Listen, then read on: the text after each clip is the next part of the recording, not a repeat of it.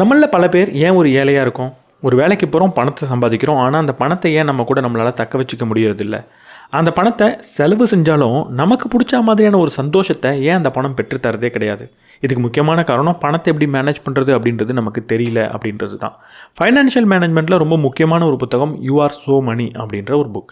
இன்னைக்கு அந்த புத்தகத்திலேருந்து நான் கத்துக்கிட்ட முக்கியமான ஃபைனான்ஷியல் அட்வைஸை உங்க கூட ஷேர் பண்ணிக்க போறேன். நம்ம சேனலுக்கு நீங்க புதுசா இருந்தீங்கன்னா, நான் படிக்கிற புக்ஸோட சம்மரிஸ் அப்லோட் பண்ணுவேன். நான் படிச்சதுலேயே எனக்கு ரொம்ப புடிச்ச விஷயத்த உங்க கூட ஷேர் பண்ணிப்பேன். நான் படிச்சதுலேயே நல்ல புக்ஸ் உங்களுக்கு ரெக்கமெண்ட் பண்ணவும் செய்வேன். அதெல்லாம் உங்களுக்கு பிடிக்கும் அப்படின்னா நம்ம சேனலுக்கு சப்ஸ்கிரைப் பண்ணிட்டு பெல் பட்டனை பிரஸ் பண்ணிடுங்க.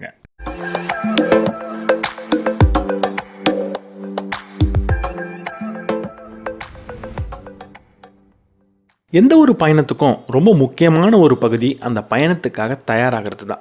நான் ஏதோ ஒரு பயணத்தை மேற்கொள்ள போகிறேன் அப்படின்னா முதல்லையே அதுக்கு நான் தயாராவேன். தயாராகாத பயணம் எதுவும் நல்லபடியாக நடந்ததாக சரித்திரமே கிடையாது. ஒரு பயணத்தில் போகிறேன், காலில் முள் குத்திடும், என்ன செய்யலாம்? செருப்பு போட்டுக்கிறோம். போகிற வழியில் எனக்கு தாகம் எடுத்தால் என்ன செய்கிறது? தண்ணியை இப்போவே நான் எடுத்துகிட்டு போகிறேன்.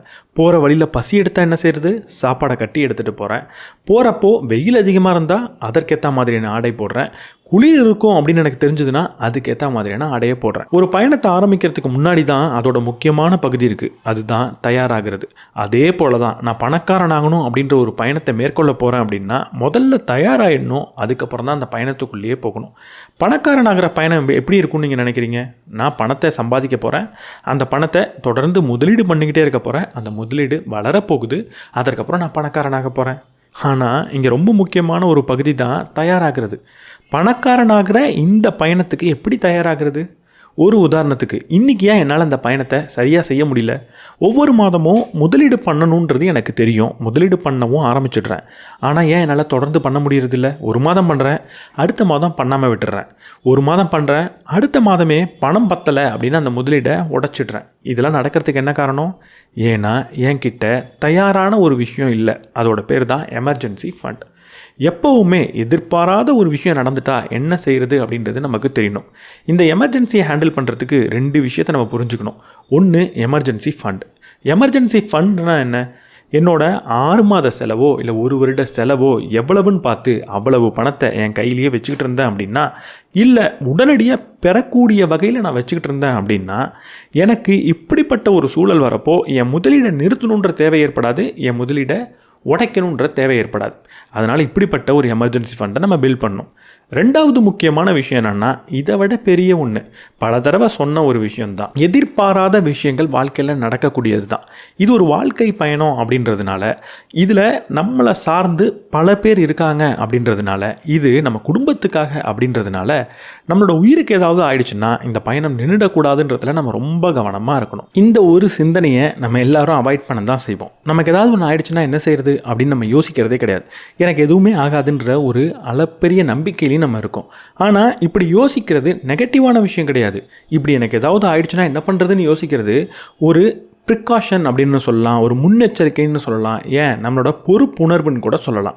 அப்படிப்பட்ட பொறுப்புணர்வு இருக்கிறப்போ நம்ம பயணத்தை ஆரம்பிக்கிறதுக்கு முன்னாடியே அதற்காக தயாராகி ஆகணும். இந்த பயணத்தில் எதிர்பாராத ஒரு சம்பவம் நிகழ்ந்தா என்ன செய்யணும் அப்படின்னு யோசித்து அதுக்கு நான் தயாராகி ஆகணும். ஏன்னா எதிர்பாராத சம்பவங்கள் எதுவும் நான் வரப்போகிறேன்னு சொல்லிட்டு வரப்போகிறது கிடையாது. அதனால் அது வந்தால் பார்த்துக்கலாம் அப்படின்னு நம்மளால் விட முடியாது. வரத்துக்கு முன்னாடியே தான் தயாராகணும். அப்போது இந்த பயணத்தில் எனக்கு ஏதாவது ஆயிடுச்சுன்னா என்னோடய குடும்பத்தை யார் பார்த்துக்க போகிறா? என் குடும்பத்துக்காக நான் பண்ண திட்டங்களை யார் பூர்த்தி பண்ண போகிறா? அங்கே தான் 2வது விஷயம் வருது, அதுக்கு பேர் டேர்ம் இன்சூரன்ஸ். எனக்கு ஏதாவது ஆயிடுச்சுன்னா என் குடும்பத்தை பார்த்துக்க வேண்டிய பொறுப்பு எனக்கு அப்பவும் இருக்குது. அப்படி பார்த்துக்கணும் அப்படின்னா என்கிட்ட ஒரு டேர்ம் இன்சூரன்ஸ் இருக்கணும். நான் மட்டும்தான் சம்பாதிக்கிறேன், என் குடும்பத்தை நான் மட்டும்தான் பார்த்துக்கிட்டு இருக்கேன், என்கிட்ட பெரிய சொத்து இல்லை, எனக்கு ஏதாவது ஒன்று ஆனதுன்னா என் குடும்பம் கஷ்டப்படுவாங்க அப்படின்ற சூழல் இருந்தால் கட்டாயம் டேர்ம் இன்சூரன்ஸ் அப்படின்றது நமக்கு தேவை. ஒரு டேர்ம் இன்சூரன்ஸ் எடுக்கிறப்போ ஒரு பெரிய செலவு அப்படின்னு நம்ம நினைக்கிறோம். ஆனால் உண்மையாக மாதத்துக்கு 600-700 ரூபாயில் நீங்கள் ஒரு டேர்ம் இன்சூரன்ஸை உங்களால் வாங்க முடியும். 2 கோடி வரைக்கும் ஒரு காப்பீட்டு தொகையை உங்களால் பெற முடியும். அதுக்கு செய்ய வேண்டியதெல்லாம் எவ்வளவு சீக்கிரம் முடியுமோ அவ்வளவு சீக்கிரம் இளம் வயதிலேயே அந்த டேர்ம் இன்சூரன்ஸ் எடுக்கணும். முக்கியமாக எப்போ நீங்கள் சம்பாதிக்க ஆரம்பிக்கிறீங்களோ, எப்போ உங்களுக்கு பொறுப்பு வருதோ அப்போ நீங்கள் இந்த டேர்ம் இன்சூரன்ஸை முதல்லையே வாங்கிடணும். ஒருவேளை டேர்ம் இன்சூரன்ஸ் உங்கள்கிட்ட இல்லை அப்படின்னா, ஒரு டேர்ம் இன்சூரன்ஸ் வாங்கணுன்ற முடிவில் நீங்கள் இருந்தீங்க அப்படின்னா அதற்கான லிங்க் நான் டிஸ்கிரிப்ஷனில் தரேன். அதில் நீங்கள் பல டேர்ம் இன்சூரன்ஸை கம்பேர் பண்ணி பார்க்க முடியும், எது பெஸ்ட்டுன்னு உங்களால் செக் பண்ண முடியும், உங்களுக்கு எது பொருந்தி போகும் அப்படின்றதையும் புரிஞ்சிக்க முடியும். வேணும்னா அங்கேயே உங்களால் ஒன்று தான் வாங்கவும் முடியும். இந்த லிங்க் மூலியமாக ஒரு டேர்ம் இன்சூரன்ஸை வாங்கினீங்கன்னா உங்களால் 15% வரைக்கும் டிஸ்கவுண்ட்டும் பெற முடியும். அடுத்து நம்ம செய்யக்கூடாத ஒரு விஷயம் இருக்குது. நான் பணக்காரன் ஆகிறேன்னா எதுக்காக பணக்காரன் ஆகிறேன் அப்படின்றது நமக்கு தெரிஞ்சிருக்கணும். நம்ம எந்த ஒரு காரியம் செஞ்சாலும் அதுக்கு முக்கியமான ஒரு நோக்கம் என்னவாக இருக்கும்னா, என்னோடய வாழ்க்கை சந்தோஷமானதாக இருக்கணும் அப்படின்றதாக தான் இருக்கும். இந்த பணம் சார் சந்தோஷத்தை நம்ம 4 வகையாக பிரிக்கலாம். முதல் குரூப் என்னென்னா, எனக்கு பணம் தேவை கிடையாது, எனக்கு பொருள் மீதும் ஆசை கிடையாது அப்படின்னு இருப்பாங்க. பெருசாக பணத்தை சம்பாதிக்கணும் அப்படின்னு ரொம்ப முயற்சி பண்ண மாட்டாங்க. எவ்வளவு பணம் வந்தாலும் அதில் சிக்கனமாக வாழ்வாங்க. அதே நேரத்தில் பெருசாக எந்த ஒரு பொருள் மீதும் ஆசையும் இருக்காது. அந்த பொருள் வந்தால் தான் சந்தோஷமாக இருக்கணும் அப்படின்னு நினைக்க மாட்டாங்க. இப்படிப்பட்ட மனிதர்கள் ரொம்ப ரொம்ப கம்மி. அவங்க எப்படி பார்த்தாலும் சந்தோஷமாக தான் இருப்பாங்க. அவங்க பணத்துக்காக ஓட போகிறதும் கிடையாது, பொருள் இல்லையேன்னு வருத்தப்பட போகிறதும் கிடையாது. 2வது மனிதர்கள் பணத்தை சம்பாதிப்பாங்க, பணத்துக்காக ஓடுவாங்க. அந்த பணத்தை வச்சு பொருட்களை வாங்கிக்கிட்டு இருப்பாங்க. அவங்க ஆசைப்பட்ட பொருட்களை வாங்குவாங்க. சம்பாதிக்கிறத பொருளுக்காக செலவு பண்ணுவாங்க. இவங்களை எடுத்து பார்த்தா கூட கொஞ்சம் சந்தோஷமாக தான் இவங்க இருப்பாங்க.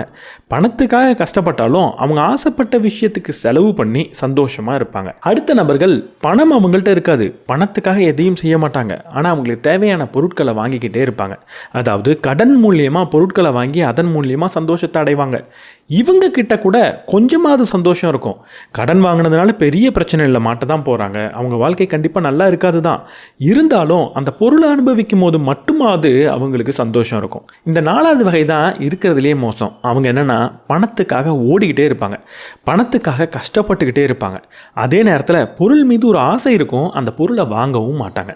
முதல்ல சொன்ன நபராது பணத்துக்காக ஓடல, அதனால கொஞ்சம் சந்தோஷமாக இருந்திருப்பார். அதே நேரத்தில் தேவையான பொருளையும் வாங்கிட்டாரு, சந்தோஷமாக இருந்திருப்பார். கடன்ற ஒரு பிரச்சனை இருந்திருக்கும். ஆனால் இந்த கடைசி நபர்கிட்ட 2 பிரச்சனை இருக்குது. பணத்துக்காக ஓடிக்கிட்டே இருக்கிறாரு, பணத்துக்காக கஷ்டப்பட்டுக்கிட்டே இருக்காரு, அதுக்காக தியாகம் பண்ணிக்கிட்டே இருக்காரு. அது ஒரு கஷ்டம் அப்படின்னு பார்த்தா, ஆசைப்படுற பொருளை வாங்க முடியலன்றது இன்னொரு கஷ்டமாகவும் இருக்குது. ஒரு ஏழைகிட்ட கூட பணம் இருக்காது, பொருளை வாங்க முடியல அப்படின்ற ஒரு கஷ்டம் இருக்கும். ஏன் பொருள் வாங்க முடியலன்ற ஒரு காரணம் இருக்கும்.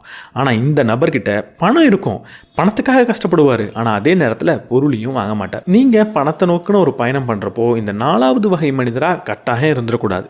3வது வகை மனிதராக இருக்கக்கூடாதுன்றது உங்களுக்கு தெரியும். அதனால தான் 4வது வகை மனிதராக நீங்கள் இருக்கக்கூடாதுன்றதை மட்டும் நான் அழுத்தி சொல்கிறேன்.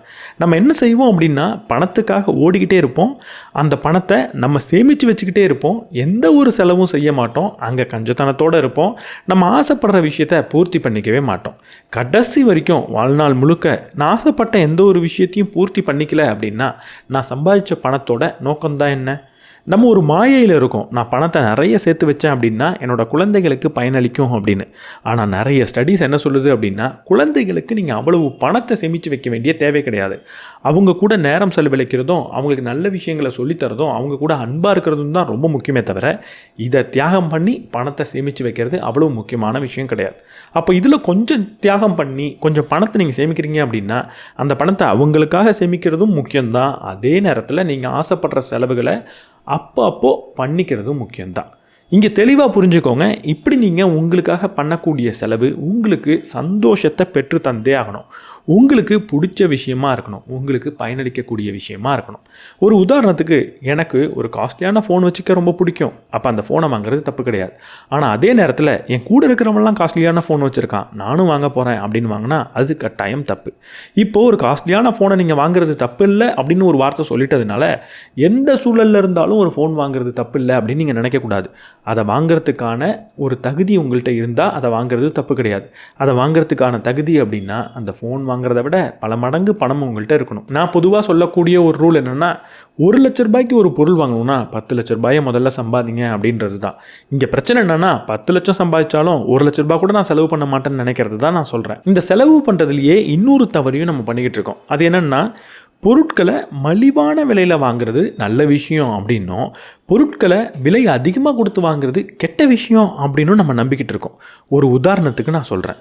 ஒரு ஜீன்ஸ் பேண்ட் நான் வாங்க போகிறேன். எனக்கு ஒரு 600 ரூபாய்க்கே ஒரு ஜீன்ஸ் பேண்ட் அப்படின்றது கிடச்சிரும். ஆனால் நான் ஒரு ஜீன்ஸை 3000 ரூபாய் கொடுத்து வாங்க போகிறேன். அதாவது ஒரு நல்ல பிராண்டில் கொஞ்சம் குவாலிட்டியான ஜீன்ஸை, எனக்கு போட்டுக்க கம்ஃபர்ட்டாக இருக்கக்கூடிய ஜீன்ஸை 3000 ரூபாய்க்கு வாங்க போகிறேன். அதாவது 600 ரூபாய்க்கே கிடைக்கக்கூடிய ஒரு பொருளை கொஞ்சம் நல்ல குவாலிட்டியாக இருக்கட்டும் அப்படின்னு 3000 ரூபாய்க்கு வாங்க போகிறேன். இன்னொரு கேஸ் என்னென்னா, நான் ஒரு கோட் சூட் வாங்க போகிறேன். அந்த கோட் சூட் பொதுவாக 40,000 இருக்கும், 50,000 இருக்கும். ஏதோ ஒரு ஆஃபர்னால ஓரளவுக்கு ஒரு குவாலிட்டியான ஒரு கோட் சூட் எனக்கு 15,000 கிடைக்குது. இப்போது ஆஃபரில் கிடைக்குது அப்படின்னா அந்த 15,000 கோட் சூட் வாங்குறத விட இங்கே 2 ஜீன்ஸ் 3000 கொடுத்து 6000க்கு வாங்குறது பெட்டர். ஏன் அப்படின்னா, இங்கே நான் ஒரு பொருளுக்கு எவ்வளவு பணம் செலவு செய்கிறேன்றதை தாண்டி அந்த பொருளை எவ்வளவு நாள் நான் பயன்படுத்துவேன், எவ்வளவு ஃப்ரீக்வெண்ட்டாக பயன்படுத்துவேன் அப்படின்றது ரொம்ப ரொம்ப முக்கியம். பயன்படுத்தாத ஒரு கோட் சூட்டை ஆஃபரில் 15,000க்கு வாங்குறத விட பயன்படுத்தக்கூடிய ஜீன்ஸை ஒரு அதிக காசு கொடுத்து 3000க்கு வாங்குறது தப்பு கிடையாது. பொதுவாக நம்ம ஒரு கோட் சூட் 15,000க்கு வாங்குறதுக்கு தயாராக இருப்போம், ஆனால் ஒரு ஜீன்ஸை 3000க்கு வாங்குறதுக்கு தயாராக இருக்க மாட்டோம். இதுக்கு காரணம் என்னென்னா, 15,000 3000 நம்ம கம்பேர் பண்ணி பார்க்கறது கிடையாது. நம்ம எதை கம்பேர் பண்ணி பார்க்குறோம் அப்படின்னா, பொதுவாக ஜீன்ஸ் ஒரு 600 கிடைக்கும், இப்போ எதுக்கு 3000 அப்படின்னு நமக்கு தோணும். பொதுவாக கோட் சூட் ஒரு 45,000க்கு கிடைக்கும், இப்போ 15,000க்கு கிடைக்குதே அப்படின்னு நமக்கு தோணும். இங்கே 2 விஷயத்தை நம்ம பார்க்கணும். ஒரு பொருளை பயன்படுத்துவோனா அப்படின்னு பார்க்கணும், ரெண்டாவது அந்த பொருள் எனக்கு பிடிச்சிருக்கா அப்படின்னு பார்க்கணும். இது 2த்தையும் சாட்டிஸ்ஃபை பண்ணுது அப்படின்னா அந்த பொருள் குவாலிட்டியாக இருந்து கொஞ்சம் விலை அதிகமாக இருந்தால் அதை வாங்குறது தப்பு கிடையாது. ஒரு பொருள் ஆஃபர்லேயே கிடைச்சாலும் அதை நான் பயன்படுத்த மாட்டேன் அப்படின்னாலோ, இல்லை அது எனக்கு பெருசாக தேவைப்படாது அப்படின்னாலோ, அது கம்மியான விலைக்கு கிடைச்சாலும் நீங்கள் வாங்கக்கூடாது. இங்கே செலவு செய்கிறப்போ இன்னொரு விதியை நீங்கள் ஃபாலோ பண்ணணும். எப்படின்னா, ஒரு மொபைல் ஃபோன் வாங்குறீங்கன்னா அதுக்கு அதை விட 10 மடங்கு பணம் சேமிச்சதுக்கப்புறம் தான் நீங்கள் வாங்கணும்னு சொன்னணும். அதே மாதிரி 2 பெரிய செலவுக்கு நடுவில் ஒரு பெரிய இடைவெளி அப்படின்றது இருக்கணும். ஒரு காஸ்ட்லியான மொபைல் ஃபோனை வாங்க போகிறேன், ஒரு காஸ்ட்லியான வாட்சை வாங்க போகிறேன் அப்படின்ற முடிவை நீங்கள் எடுத்திருந்தீங்கன்னா இது 2த்துக்கும் ஒரு மிகப்பெரிய இடைவெளின்றது இருக்கணும். என்னோடய ரூல் படி அட்லீஸ்ட் ஒரு 6 மாதத்துலேருந்து 1 வருஷம் கேப்பை நான் விடுவேன். நீங்கள் எவ்வளவு கேப் விடணும் அப்படின்றத உங்களோட ஃபைனான்சியல் சுச்சுவேஷனை அனலைஸ் பண்ணி அந்த முடிவை நீங்கள் எடுக்கணும். இந்த பணத்தை வச்சு ஒரு லக்ஸூரியை வாங்கணும் அப்படின்றது தப்பு இல்லை அப்படின்னு இவங்க சொல்லியிருந்தாலும் ஒரு இடத்துல திட்டவட்டமாக இருக்காங்க. நீங்கள் ஒவ்வொரு நாளும் பண்ணக்கூடிய செலவில் ரொம்ப கவனமாக இருக்கணும். அதில் உங்களால் எதை மிச்சம் பண்ண முடியுமோ அதை நீங்கள் பண்ணி ஆகணும். முக்கியமாக ஒரு கிராசரி வாங்குறீங்க அப்படின்னா அங்கே எப்படி ஒரு நல்ல குவாலிட்டியை சீப்பான ப்ரைஸ்க்கு வாங்க முடியும் அப்படின்றத நீங்கள் பார்க்கணும். ஒரு உதாரணத்துக்கு, நான் ஆன்லைனில் கிராசரி வாங்க போகிறேன், வெறும் எனக்கு இப்போ தேவையான பொருள் வெறும் ஒரு பால் பாக்கெட் தான், ஒரு 40 ரூபா தான். ஆனால் 40 ரூபாய்க்கு ஃப்ரீ டெலிவரி வராதுன்றதுக்காக அது கூடவே சில ஸ்நாக்ஸை போட்டு 250 ரூபா வரைக்கும் நம்ம கொண்டு போகிறோம் அப்படின்னா அங்கே நம்ம ரொம்ப காஷியஸாக இருக்கணும். எது தேவையோ அதை மட்டும்தான் செலவு பண்ணணும். ஒவ்வொரு நாளும் நம்ம பண்ணக்கூடிய சின்ன சின்ன செலவில் கவனமாக இருக்கணும். இந்த செலவு தேவையா, இதை பண்ணாமல் இருக்கலாமா அப்படின்னு நீங்கள் தொடர்ந்து யோசிச்சுக்கிட்டே இருக்கணும். இதை செய்கிறது எதுக்காக? மாதத்தில் ஒரு பெரிய அமௌண்ட்டை நீங்கள் சேவ் பண்ணுறதுக்கா? அதுக்காக கிடையாது. ஏற்கனவே இவங்க சொல்லிட்டாங்க, சில சமயம் லக்ஸரியில் நீங்கள் செலவு பண்ணுறது தப்பு இல்லை அப்படின்னு. ஆனால் அந்த மைண்ட் செட்லேயே நீங்கள் இருந்தீங்கன்னா நிறைய செலவோ பண்ணுவீங்க. அப்போ அந்த மைண்ட் செட்டை மாற்றிக்கிறதுக்கு ஒரு முக்கியமான பயிற்சி தேவை. அந்த பயிற்சி தான் ஒவ்வொரு நாளும் நீங்கள் பண்ணக்கூடிய செலவில் ரொம்ப கவனமாக இருக்கிறது, அங்கே சிக்கனமாக இருக்கிறது, அங்கே தேவையில்லாத செலவை குறைக்கிறது. இப்படி ஒவ்வொரு நாளும் தொடர்ந்து பயிற்சி பண்ணிட்டு வந்தீங்கன்னா நீங்கள் லக்ஸரியை தேர்ந்தெடுக்கிறப்போ ஜஸ்ட் யோசிக்காமல் இது நல்லா இருக்கும் போலையே அப்படின்னு ஒரு பெரிய லக்ஸரியை தேர்ந்தெடுக்க மாட்டீங்க. அப்போ நீங்கள் தேர்ந்தெடுக்கக்கூடிய அந்த பெரிய செலவு எப்படி இருக்குன்னா, உங்கள் வாழ்க்கையை முன்னேற்றக்கூடியதாக இருக்கும், வாழ்க்கையில் பெரிய சந்தோஷத்தை பெற்றுத்தரக்கூடியதாக இருக்கும். அதற்கு பயிற்சின்றது தேவை. அந்த பயிற்சி ஒவ்வொரு நாளும் கவனத்தோட செலவு செய்கிறதுல நமக்கு கிடைக்கும். அப்போ உங்களுக்கு 2 முக்கியமான கோல் இருக்கணும். ப்ரெசண்ட்டில் இப்போ நான் வாழ்ந்துக்கிட்டு இருக்கிறப்போ ரொம்ப பெரிய சாக்ரிஃபைஸை நான் பண்ணிடக்கூடாது. அதாவது பணத்தை சம்பாதிக்கிறதுக்காக ரொம்ப முக்கியமான சில விஷயங்களை நான் தியாகம் பண்ணிடக்கூடாது. அதே நேரத்தில் பணத்தை சம்பாதிச்சு அந்த பணத்தை எனக்கு பிடிச்ச எந்த ஒரு செயலையும் செய்யாமல் சேமிச்சுக்கிட்டே மட்டும் இருக்கக்கூடாது. இது முதல் விஷயம்.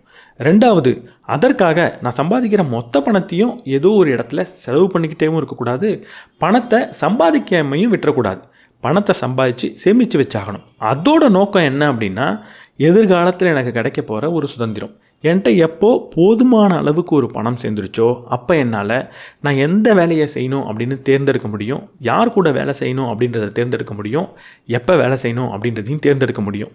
இந்த ஃப்ரீடம் ரொம்ப ரொம்ப முக்கியம். இந்த ஃப்ரீடமை அவ்வளவு ஈஸியாக விலை கொடுத்து வாங்கிட முடியாது. அதோட விலைன்றது ரொம்ப பெருசு. அதற்கான பணத்தையும் நீங்கள் சேமிச்சுக்கிட்டு இருக்கணும். இப்போ இந்த பணத்தை சேமிக்கணும் அப்படின்னா அங்கே நான் செய்யக்கூடாத ஒரு விஷயம் என்ன?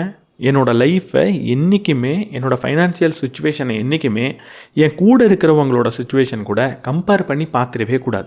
அதுலேயும் ரொம்ப முக்கியமாக என் கூட இருக்கிறவங்கெல்லாம் என்னை விட கொஞ்சம் வசதியாக தெரிகிறாங்க அப்படின்னா அந்த நேரத்தில் இந்த தப்பை நான் கட்டாயம் செஞ்சிடக்கூடாது. கூட இருக்கிறவங்களாம் என்னை விட சிக்கனமாக இருக்காங்கன்னா அங்கே பிரச்சனை கிடையாது. அங்கே நீங்கள் அவங்களோட உங்களை ஒப்பிட்டு பார்த்து உங்களோட செலவை குறைச்சிக்க முடியும் அப்படின்னா, பயனளிக்கும் அப்படின்னா அதை நீங்கள் செய்யலாம். ஆனால் பெரும்பான்மையான நேரத்தில் இது எப்படி போய் முடியும்னா, என் கூட இருக்கிறவங்கெல்லாம் ரொம்ப சந்தோஷமாக இருக்காங்க, நிறைய பொருளை வாங்குறாங்க, நிறைய விஷயத்தை அனுபவிச்சுக்கிட்டு இருக்காங்க, நானும் கடுமையாக உழைக்கிறேன், அவங்கள மாதிரி தான் சம்பாதிக்கிறேன், ஆனால் எதையுமே அனுபவிக்கிறது இல்லையே அப்படின்ற ஒரு மனநிலையை கொடுத்துரும். அதனால் தயவு செஞ்சு என்றைக்குமே கூட இருக்கிறவங்களோட ஃபைனான்ஷியல் சுச்சுவேஷன் எப்படி இருக்குது, அவங்க எப்படிப்பட்ட விஷயத்தெலாம் அனுபவிக்கிறாங்க அப்படின்றத ரொம்ப கவனம் செலுத்தி பார்த்துக்கிட்டே இருக்காதீங்க. அதை செய்யாமல் இருந்தால் மட்டும்தான் உங்களுக்கு என்ன தேவையோ அதில் மட்டும் செலவு செஞ்சு அதே நேரத்தில் உங்களால் உங்களோட ஃபைனான்ஷியல் ஃப்ரீடமுக்காக சேமிக்கவும் முடியும். இந்த ஃபைனான்ஷியல் ஃப்ரீடம் அப்படின்னு நான் சொன்னதுனால உடனடியாக ஃபைனான்ஷியல் ஃப்ரீடம்னா என்னன்ற ஒரு டெஃபினேஷனை பொதுவாக எல்லாரும் சொல்கிற மாதிரி எடுத்துக்காதீங்க. ஃபைனான்ஷியல் ஃப்ரீடம்னா ஒரு வீடு வச்சுருக்கிறது தான், ஒரு கார் வச்சுருக்கிறது தான், இப்படிப்பட்ட ஆடைகளை வச்சுருக்கிறது தான், வீட்டில் இப்படிப்பட்ட பொருட்கள் வச்சுருக்கிறது தான் அப்படின்னு ஒரு டெஃபினேஷனுக்குள்ளே வந்துடாதீங்க. ஃபைனான்ஷியல் ஃப்ரீடம் அப்படின்னா எல்லா பொருளையும் வாங்கி வச்சுக்கிறது கிடையாது. என் வாழ்க்கையில் பணத்துக்காக மட்டும் ஒரு வேலையை செய்யாமல் இருக்கிற சுச்சுவேஷன் தான் ஃபைனான்ஷியல் ஃப்ரீடம். இங்கே எல்லா பொருளையும் வச்சுக்கிட்டு இருக்கிறவன் பணக்காரன் கிடையாது. அவன் என்ன வேலை செய்யணுன்றதை அவனால் தேர்ந்தெடுக்க முடிஞ்சுது அப்படின்னா அவன் பணக்காரன். எனக்கு பணம்ன்றது அவ்வளோ முக்கியம் கிடையாது. ஸோ எனக்கு முன்னாடி இருக்கிற எந்த வேலை எனக்கு பிடிச்சிருக்கோ அந்த வேலையை எடுத்து செய்ய போகிறேன். அதுலேருந்து கொஞ்சம் பணம் கம்மியாக வந்தாலும் என் லைஃப் பாதிக்கப்பட போகிறது கிடையாது. நான் செக்யூர்டாக இருக்கேன் அப்படின்ற ஒரு முடிவு எடுக்க முடிஞ்சதுன்னா அதுதான் ஃபைனான்ஷியல் ஃப்ரீடம். எல்லா பொருளையும் வாங்கணும் அப்படின்றது ஃபைனான்ஷியல் ஃப்ரீடம் கிடையாது. 24 hour ரூல் அப்படின்னு ஒரு விஷயத்த சொல்கிறார். எனக்கு ஏதோ ஒரு பொருளை பார்த்த உடனே வாங்கணும் அப்படின்னு தோணுது. அந்த பொருளை உடனடியாக வாங்க முடிகிற ஒரு சூழலில் நான் இருக்கேன். உதாரணத்துக்கு ஒரு 1000 ரூபாயை விட கம்மியான ஒரு பொருள் தான் அது. அதை பார்த்த உடனே எனக்கு வாங்கணும் அப்படின்னு ஒரு ஆசை வருதுன்னு வச்சுப்போம். அந்த பொருளை வாங்குறதுக்கு 24 மணி நேரம் வெயிட் பண்ணணும் அப்படின்னு இவர் சொல்கிறார். ஏன்னா சில சமயம் ஒரு பொருளை பார்த்த உடனே வாங்கணும் அப்படின்னு ஆசை வரும். அது நம்மளோட ஆசையே கிடையாது. அது வெறும் ஒரு பொருளை பார்த்த உடனே வாங்கணும்னு ஆசையை தூண்டக்கூடிய ஒரு விளம்பரத்தோட வெற்றி மட்டும்தான். அதனால ஒரு விளம்பரத்தை பார்த்ததுக்கப்புறம் ஏதோ ஒரு பொருளை கடையில் பார்த்ததுக்கப்புறம் அதை வாங்கணும்னு நமக்கு தோணுதுன்னா கொஞ்சம் நேரம் வெயிட் பண்ணி பாருங்கள். அதற்கப்புறம் அந்த விளம்பரத்தோட எஃபெக்ட்ன்றது குறையும். அந்த பொருள் அவ்வளவு முக்கியம் இல்லைன்னு உங்களுக்கு தோணும். அந்த பொருள் எனக்கு வேணான்னு கூட உங்களுக்கு தோணலாம். நான் இங்கே ஃபாலோ பண்ணக்கூடிய ரூல் என்ன அப்படின்னா 24 hours ரூல் கிடையாது, 3 month ரூல். ஒரு காஸ்ட்லியான ப்ராடக்ட்டுக்கு மட்டும் ரொம்ப ஒரு காஸ்ட்லியான ஒரு பொருளை வாங்குகிறேன் அப்படின்னா ஒரு 10,000 ரூபாய்க்கு மேலே எந்த ஒரு பொருளை நான் வாங்குகிறேன் அப்படின்னாலும் ஒரு 3 மாதம் நான் அதற்காக காத்துக்கிட்டு இருப்பேன். அத்தியாவசியமான பொருளாக இருந்தால் மட்டும்தான் இன்றைக்கி அதை எனக்கு வாங்கணும்னு தோணுனா மாதிரியே 3 மாதம் கழிச்சுன்னு தோணும். அப்படி தோணுனா நான் பெருசாக யோசிக்காமல் அதற்கப்புறம் அந்த பொருளை என்னோட அஃபோர்டபிலிட்டியில் இருந்தால் கண்டிப்பாக வாங்கிடுவேன். ஸோ வெயிட்டிங் அப்படின்றது ரொம்ப முக்கியம். ஏன்னா பல தடவை நம்ம ஆசைப்படுற பொருள் உண்மையாக நமக்கு தேவையானதாவோ பிடிச்சதாவோ கூட இருக்காது, நம்மளோட ஆசையாக கூட இருக்காது. அது வெறும் ஒரு விளம்பரமாக இருக்கும், அந்த விளம்பரத்தோட வெற்றியாக இருக்கும். அதில் மாட்டக்கூடாது அப்படின்னா ஒரு பொருள் மீது ஆசை வந்தால் கொஞ்சம் நேரம் காத்துக்கிட்டு இருங்க. பல தடவை சொன்ன மாதிரி ஒரு மாதத்தோட முதல் செலவு என்னவாக இருக்கணும் அப்படின்னா சேமிப்பாக தான் இருக்கணும். உங்களுக்காக செலவு பண்ணிக்கோங்க அப்படின்னு நான் இதுக்கு முன்னாடி பல தடவை சொல்லிட்டேன். ஆனால் உங்களுக்காக செலவு பண்ணுறதுனா என்ன? உங்களுக்காக நீங்கள் பண்ணக்கூடிய மிக முக்கியமான செலவு என்ன? சேமிப்பு தான். ஸோ மாதம் ஆரம்பித்த உடனே எந்த ஒரு செலவும் செய்கிறதுக்கு முன்னாடி ஒரு சேமிப்பை பண்ணிவிடுங்க, ஒரு முதலீடை பண்ண துவங்கிடுங்க. அப்படி பண்ணிங்கன்னா அது ஒரு ஃபைனான்ஷியல் டிசிப்ளினை உங்களுக்கு கொடுக்கும். அதே நேரத்தில் ஒரு செலவெல்லாம் பண்ணதுக்கப்புறம் கையில் பணம் இல்லையே, சேமிக்க முடியலையே அப்படின்ற சூழலுக்குள்ளே நீங்கள் வரமாட்டீங்க. பணத்தை எப்படி நீங்கள் செலவு செய்யணும், எப்படிலாம் உங்களுக்காக அதை பயன்படுத்திக்கணும் அப்படின்றத பார்த்தோம். ஆனால் இந்த பணத்தை நமக்கு பெற்றுத்தரக்கூடிய நம்மளோட கரியரை எப்படி ரிஃபைன் பண்ணுறது, அங்கே எப்படிப்பட்ட மைண்ட் செட் நமக்கு வேணும்? முதல்ல நெகோஷியேஷன் அப்படின்ற ஒரு ஸ்கில்லை கட்டாயம் நீங்கள் வளர்த்துக்கிட்டு ஆகணும். எங்கெல்லாம் முடியுதோ அங்கெல்லாம் நீங்கள் கட்டாயம் பேரம் பேசி ஆகணும். பேரம் பேசுகிறது அப்படின்னா ஒரு ரோட்டு கடையில் ஏதோ ஒரு காய்கறியை வாங்குறீங்க, அங்கே பண்ணுற பேரம் பேசுகிறத நான் சொல்லலை. பேரம் பேசுகிறதுனா ஏதோ ஒரு இன்டர்வியூக்கு போகிறீங்க, அங்கே உங்களுக்கான ஒரு நல்ல சேலரியாக கேட்டு வாங்குறது. ஒரு வீட்டை வாடகைக்கு எடுக்க போகிறீங்க, அங்கே பேரம் பேசி அந்த வாடகையை குறைக்கிறது. ரொம்ப முக்கியமான சில செலவையோ இல்லை முக்கியமான வருமானத்திலையோ பேரம் பேசி அதை உங்களால் மாற்ற முடிஞ்சுது அப்படின்னா கட்டாயம் இந்த பயணத்தில் உங்களுக்கு ஒரு பூஸ்டர் கிடைச்சா மாதிரி. அதை வச்சு பணக்காரனாகிற பயணத்துக்கு ரொம்ப சீக்கிரமாக நீங்கள் போயிட முடியும். நீங்கள் கற்றுக்க வேண்டிய ரொம்ப முக்கியமான ஒரு ஸ்கில் இந்த நெகோஷியேஷன் ஸ்கில் தான். இந்த நெகோஷியேஷனுக்கு ரிலேட்டடான இன்னொரு விஷயம் இருக்குது, கிட்டத்தட்ட சேம் தான். எப்போவுமே எவ்வளவு பெருசாக உங்களால் முடியுமோ அவ்வளவு பெருசாக கேளுங்க. ஒரு இன்டர்வியூக்கு நான் போகிறேன், உனக்கு எவ்வளவு சம்பளம் வேணும் அப்படின்னு கேட்குறாங்க. நான் எனக்கு 15 லட்சம் வருஷத்துக்கு சம்பளம் வேணும் அப்படின்னு கேட்குறேன். அவங்களோட பட்ஜெட் மேபி 12 லட்சமாக இருக்கலாம். நான் 15 லட்சம் கேட்ட உடனே அவங்க என்ன சொல்லுவாங்க? எங்களோட மேக்ஸிமம் பட்ஜெட்டே 12 லட்சம் தான் அப்படின்னு சொல்லுவாங்க. இல்லை சில பேர் எங்களோட மேக்ஸிமம் பட்ஜெட்டே 11 லட்சம் தான் கூட சொல்லலாம். ஆனால் அவங்களால எவ்வளவு முடியுமோ அதை என்னால் வாங்கிட முடியும். ஆனால் அதே நேரத்தில் ஒரு இன்டர்வியூவில் உனக்கு எவ்வளோ சம்பளம் வேணும்னு கேட்குறப்போ 5 லட்சம்னு நான் ரொம்ப கம்மியாக கேட்டேன் அப்படின்னா அவங்களோட பட்ஜெட் பெருசாக இருந்தாலும் நான் கேட்டதை தான் எனக்கு கொடுப்பாங்க. அதிகமாக கேட்குறதோட நோக்கம் நான் கேட்டதை அடையணுன்றதுக்காக கிடையாது. அதிகமாக கேட்குறதோட முக்கியமான நோக்கம் என்னென்னா எவ்வளவு என்னால் அடைய முடியுமோ அவ்வளவையும் அடையிறதுக்கு தான்.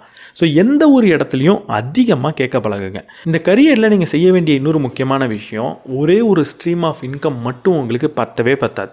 எனக்கு ஒரே ஒரு இடத்துல இருந்து மட்டும்தான் வருமானம் வருது அப்படின்னா எனக்கு வருமானமே வரல அப்படின்ற மாதிரி தான் பார்க்கணும். எனக்கு எந்த ஒரு வருமானமும் இல்லை அப்படின்னா எவ்வளவு தீவிரமாக ஒரு வருமானத்தை நான் ஏற்படுத்திக்க பார்ப்பேன். அதே தீவிரம் எனக்கு ஒரே ஒரு வருமானம் தான் இருக்குது அப்படின்னு இருக்கிறப்பையும் வரணும். நான் ஒரே ஒரு வேலைக்கு போகிறேன், அங்கேருந்து எனக்கு ஒரு மாதம் சம்பளம் வந்துட்டுருக்கு, அவ்வளவு தான் அப்படின்னு இருந்தால் அங்கே நீங்கள் எனக்கு ஒரு வேலையே இல்லை அப்படின்ற மைண்ட் செட்டுக்கு வரணும். அடுத்து இன்னொரு வருமானத்தை எப்படி உருவாக்குறதுன்னு பார்க்கணும். உங்களுக்குன்னு கண்டிப்பாக ஒரு பேஷன் இருக்கலாம். உங்களோட வேலை பேஷனை விட்டு கொஞ்சம் விலகி இருந்தால் உங்கள் பேஷனை நோக்கி ஏதாவது வருமானத்தை உருவாக்க முடியுமா அப்படின்னு நீங்கள் பார்க்கலாம். உங்களுக்கு என்ன வருமோ, உங்களுக்கு என்ன பிடிச்சிருக்கோ அதை கொஞ்சமாக செஞ்சு ஒரு சின்ன வருமானத்தை ஈட்டினா கூட போகிறோம். அப்படிப்பட்ட சின்ன வருமானத்தை நீங்கள் ஈட்டினீங்க அப்படின்னா அது பிற்காலத்தில் பெருசாக வளர்கிறதுக்கான வாய்ப்பு இருக்குது. இல்லை நான் ஒரு வேலைக்கு போயிட்டுருக்கேன், என்னால் வேறு எதுவுமே செய்ய முடியாது அப்படின்னா தொடர்ந்து அதிகமாக இன்வெஸ்ட் பண்ணி ஒரு மணி சிஸ்டமை உருவாக்கணும். மணி சிஸ்டம் அப்படின்னா ஒரு பெரிய அளவில் பணத்தை நீங்கள் சேமித்ததுக்கப்புறம், ஒரு முதலீட்டில் சேமித்ததுக்கப்புறம் அதுவே உங்களுக்கு ஒரு இன்கம் ஸ்ட்ரீமாக ஆக்ட் ஆக ஆரம்பிக்கும். மாதம் தொடர்ந்து ஒரு வருமானத்தை கொடுக்க ஆரம்பிக்கும். அப்படிப்பட்ட ஒரு மணி சிஸ்டமை பில்ட் பண்ணுறதுல நீங்கள் ரொம்ப தீவிரமாக இருக்கணும். இப்படி ஒரு வேளை ஒரு செகண்டரி இன்கம்மை நீங்கள் உருவாக்கிட்டீங்கன்னா அங்கே நீங்கள் ஒரு முடிவு எடுத்துடலாம். என்னோடய லைஃப்பில் நான் ஆசைப்படுற விஷயத்துக்கெல்லாம் என்னோடய செகண்ட் சோர்ஸ் ஆஃப் இன்கம்லேருந்து பணம் வந்தால் தான் நான் செலவு செய்வேன் அப்படின்ற ஒரு ரூலை நீங்கள் ஃபார்ம் பண்ணிக்கலாம். என்னோடய அத்தியாவசிய தேவைகளுக்கெல்லாம் என்னோடய முதல் வருமானத்துலேருந்து பணத்தை எடுப்பேன். அதை தாண்டி என்னோடய ஆசைக்காக நான் பண்ணக்கூடிய செலவு, ஒரு சினிமாவுக்கு போகிறதா இருக்கட்டும், இல்லை வெளியே போய் சாப்பிட்றதா இருக்கட்டும், இல்லை ஒரு டூருக்கு போகிறதா இருக்கட்டும், இல்லை தேவையில்லாத சின்ன செலவுகளை பண்ணுறதா இருக்கட்டும், இது மீதில் எனக்கு ஒரு ஆசை வந்திருக்கு. இதுக்கெல்லாம் பணம் என்னோடய முதல் வருமானத்துலேருந்து நான் கட்டாயம் எடுக்க மாட்டேன். என்னோடய செகண்டரி சோர்ஸை பில்டு பண்ணி அதிலிருந்து கொஞ்சம் கொஞ்சமாக சேமித்து தான் இதெல்லாம் நான் அனுபவிப்பேன் அப்படின்ற ஒரு முடிவு எடுத்திங்கன்னா இந்த செகண்டரி சோர்ஸை இம்ப்ரூவ் பண்ணுறதுக்கான ஒரு வாய்ப்பாகவும் இருக்கும். அதை விட ரொம்ப முக்கியமாக இந்த தேவையில்லாத செலவுகள் உங்களோட உண்மையான வருமானத்தை பாதிக்காமலேயும் இருக்கும். ஒரு கரியர் ஸ்டார்ட் ஆனதுக்கப்புறம் நம்ம செய்யக்கூடிய மிகப்பெரிய தவறு என்னென்னா, அதான் நான் சம்பாதிக்க ஆரம்பிச்சிட்டேனே, இதுக்கப்புறம் எதுக்கு படிக்கணும் அப்படின்னு நினைக்கிறது தான். ரொம்ப முக்கியமான ஒரு செலவு என்னென்னா உங்களோட படிப்புக்காக நீங்கள் பண்ணக்கூடிய செலவு தான். அதை எப்போ செய்யணும்னா சம்பாதிக்க ஆரம்பித்ததுக்கப்புறம் ரொம்ப முக்கியமாக செஞ்சே ஆகணும். நிறைய புத்தகத்தை வாங்கி படிங்க, நிறைய கோர்ஸில் ஜாயின் பண்ணுங்கள், நிறைய ஒர்க் ஷாப் போங்க. எப்படியெல்லாம் ஸ்கில்லை டெவலப் பண்ணிக்க முடியும், எப்படியெல்லாம் என்னோடய வருமானத்தை பெருக்கிக்க முடியும் அப்படின்னு பாருங்கள். அதே நேரத்தில் எந்த மாதிரியான ஸ்கில்லை டெவலப் பண்ணிக்கிட்டால் செகண்டரி சோர்ஸுக்கு யூஸ் ஆகும் அப்படின்றதையும் கற்றுக்கோங்க. தொடர்ந்து ஏதாவது படிச்சுக்கிட்டே இருங்க. ஒரு நாள் கூட நான் ஏதோ ஒரு புதிய விஷயத்தை கற்றுக்காமல் இன்றைக்கி தூங்க போகிறேன் அப்படின்னு இருக்கவே கூடாது. அப்படி புதிய விஷயத்தை கற்றுக்கிறதுக்காக ஏதாவது செலவு பண்ணோம் அப்படின்னா ரொம்ப சந்தோஷமாக அந்த செலவை பண்ணிவிடுங்க. அது எதுவுமே செலவு கிடையாது, அது ரொம்ப முக்கியமான முதலீடு. அந்த முதலீடு தான் உங்களோட வருமானத்தை பெருசாக்கி கொடுக்கும். ஒரு ஜாப் மார்க்கெட்டில் இருக்கிறப்போ தொடர்ந்து உங்களோட ஜாபோட மதிப்பு என்னன்றதை பார்த்துக்கிட்டே இருக்கணும். ஒரு இன்ஜினியராக இருக்கீங்க, ஏதோ ஒரு கம்பெனிக்கு வேலைக்கு போயிட்டீங்க, தொடர்ந்து வேலைக்கு போய்கிட்டே இருக்கீங்க. உங்களோட சம்பளம் கொஞ்சம் கொஞ்சமாக ஏறிக்கிட்டே போகும். உங்களோட சம்பளம் வருஷம் ஏறி இருக்குன்ற ஒரே காரணத்துக்காக இப்போ நீங்கள் வாங்குகிற சம்பளம் தான் மார்க்கெட் வேல்யூ அப்படின்றது கிடையாது. உதாரணத்துக்கு ஒரு 40,000 ஒரு வேலையை ஆரம்பிக்கிறீங்க, அடுத்த 5 வருஷம் கழித்து உங்களோட சம்பளம் மேபி ஒரு 80,000 ஆயிருக்குன்னே வச்சுப்போம் ஒரே கம்பெனியில். இப்போ உங்களோட சம்பளம் வருஷம் கொஞ்சம் கொஞ்சமாக வளர்ந்து 80,000 ஆயிடுச்சுன்றதுனால அது உங்களோட மார்க்கெட் வேல்யூன்றது கிடையாது. மற்ற கம்பெனிஸில் என்ன பே பண்ணுறாங்க, சுற்றி என்ன பேமெண்ட் போயிட்டுருக்கு, நம்மளை மாதிரியான நபர்கள் எப்படியெல்லாம் சம்பளம் வாங்கிக்கிட்டு இருக்காங்க, நம்மளோட நண்பர்கள் எப்படி சம்பளம் வாங்குறாங்கன்ற டேட்டாவை நீங்கள் கலெக்ட் பண்ணணும். தொடர்ந்து இப்படிப்பட்ட நபர்கள் கூட உங்களை மாதிரியே வேலை செய்யக்கூடிய வேறு நபர்கள் கூட நீங்கள் நட்புறவில் இருக்கணும். ஒரு லிங்க்டின்ல நீங்கள் கனெக்டடாக இருக்கலாம். இப்படி கனெக்டடாக இருந்து என்னோட இன்னைய மார்க்கெட் வேல்யூ என்ன அப்படின்றத புரிஞ்சுக்கணும். அதை நீங்கள் புரிஞ்சுக்கிட்டால் மட்டும்தான் உங்களால் எவ்வளவு பணம் வேணுன்றதை கேட்டு வாங்கவே முடியும். இப்படி உங்களோட மார்க்கெட் வேல்யூவை இன்க்ரீஸ் பண்ணுறதுக்கு எதெல்லாம் நீங்கள் படிக்கணும், எந்த கோர்ஸ்லாம் அட்டன் பண்ணணுன்றதையும் நீங்கள் கற்றுக்கிட்டீங்க அப்படின்னா நான் முதல்ல சொன்ன மாதிரி உங்கள் மேலேயே நீங்கள் இன்வெஸ்ட் பண்ணுறப்போ எதில் இன்வெஸ்ட் பண்ணலான்றதை தெளிவாக தேர்ந்தெடுக்கவும் முடியும். செகண்டரி சோர்ஸ் ஆஃப் இன்கம்னு ஒன்று சொன்னேன்.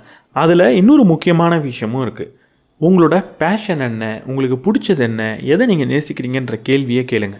உங்களுக்கு அது பிடிச்சிருக்கு அப்படின்னா தயவு செஞ்சு அதில் ஒரு கரியரை ஸ்டார்ட் பண்ணுறதுக்கான உழைப்பை சைட்லேயாவது பண்ணிகிட்டு இருங்க. சில பேருக்கு எனக்கு சினிமா எடுக்கணும் அப்படின்னு தோணும். நான் நிறைய பேருக்கு சொல்லியிருக்கேன், சினிமா உங்களுக்கு பிடிக்கும் அப்படின்றதுனால நீங்கள் டைரக்டர் ஆகிட முடியாது அப்படின்னு சொல்லியிருக்கேன். ஆனால் அதுக்காக நீங்கள் சினிமா எடுக்கிற முயற்சியே பண்ணக்கூடாதுன்னு நான் சொல்லலை.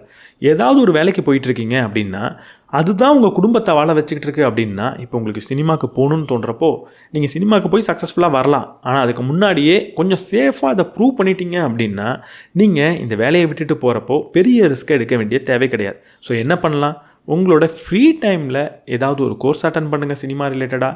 உங்கள் ஃப்ரீ டைமில் ஒரு சினிமா ரிலேட்டட் கான்டாக்டை வளர்த்துக்கிறதுக்கு பாருங்கள். உங்களோட ஃப்ரீ டைமில் நீங்கள் ஒரு ஷார்ட் ஃபிலிம் எடுத்து ஒரு யூடியூப்பில் கூட பப்ளிஷ் பண்ணி பாருங்கள். ஒரு சின்ன ப்ரூஃப் ஆஃப் கான்செப்டை நீங்கள் ரெடி பண்ணிட்டீங்கன்னா அதுக்கப்புறம் ரிஸ்க் எடுக்கலாம். எல்லாரும் உங்களுக்கு பிடிச்சிருக்கிற நேசிக்கிற வேலையை தான் செய்யணும். ஆனால் இங்கே பிரச்சனை என்னென்னா, பிடிச்சிருந்தா மட்டும் பத்தாது, அதை நமக்கு ஒழுங்காக செய்யவும் தெரியணும். அப்போ ஒரு நான் கன்வென்ஷனலான ஒரு வேலையை எடுக்கிறேன், பொதுவாக எல்லாரும் பண்ணாத ஒரு துறையை நான் தேர்ந்தெடுக்கிறேன் அப்படின்னா முதல்ல அந்த துறையில் நிறைய கற்றுக்கோங்க.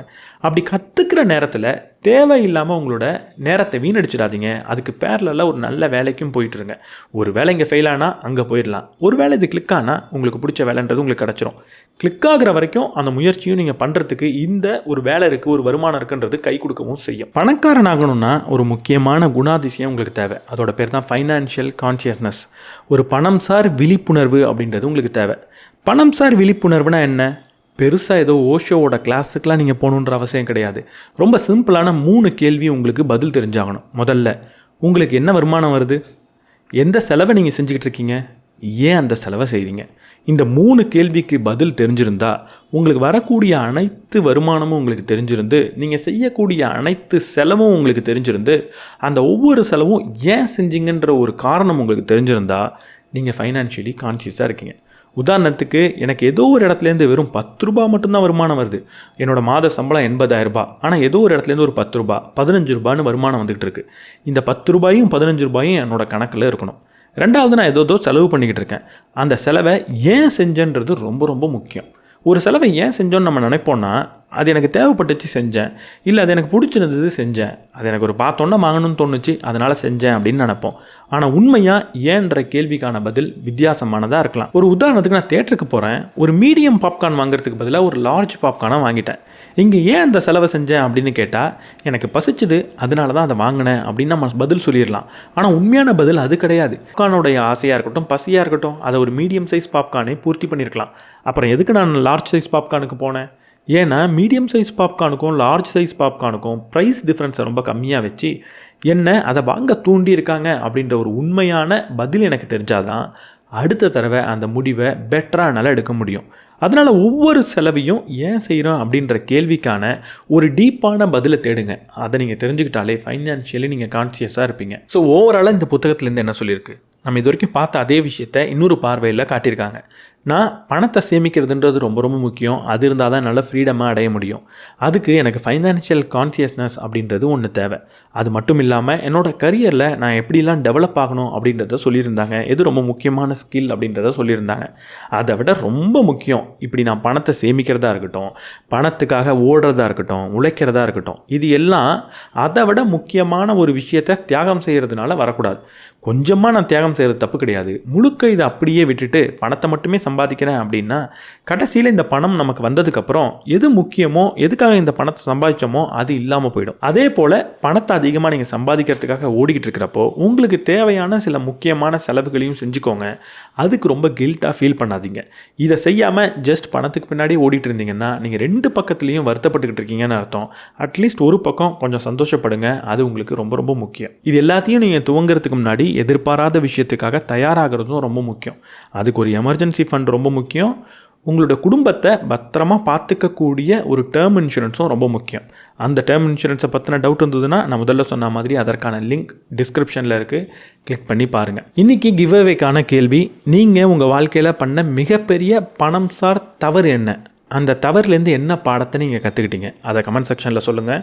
அந்த கமெண்ட்டை படிக்கிற எல்லாருக்கும் ஒரு பாடமாக அது அமையும். இதில் சிறந்த பதில் யார் சொல்கிறாங்களோ அவங்களுக்கு நான் கிவ்அவே தரேன். யூஸ்வலாக நான் மெம்பர்ஸ்க்கு ஒன்று, நான் மெம்பர்ஸ்க்கு ஒன்று அப்படின்ற ஒரு கிஃப்ட்டை தந்துக்கிட்டு இருப்பேன்.